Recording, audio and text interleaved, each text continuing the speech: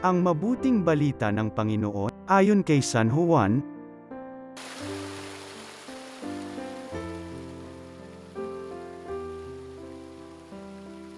Noong panahong yun, marami sa mga Hudyong dumalaw kay Maria ang nakakita sa ginawa ni Jesus, at nanalig sa kanya.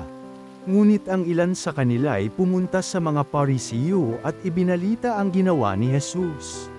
Kaya tinipon ng mga punong saserdote at ng mga Parisiyo ang mga kagawad ng Sanhedrin. Ano ang gagawin natin? Wika nila. Gumagawa ng maraming kababalaghan ang taong ito. Kung siya'y pababayaan natin, mananampalataya sa kanya ang lahat. Paririto ang mga Romano at wawasakin ang templo at ang ating bansa.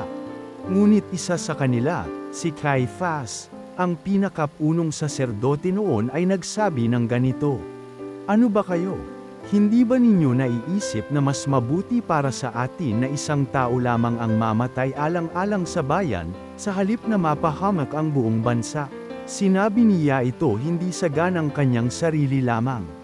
Bilang pinakapunong saserdote ng panahong iyon, hinulaan niyang mamamatay si Jesus dahil sa bansa, at hindi dahil sa bansang iyon lamang, kundi upang tipunin ang nagkawatak-watak na mga anak ng Diyos.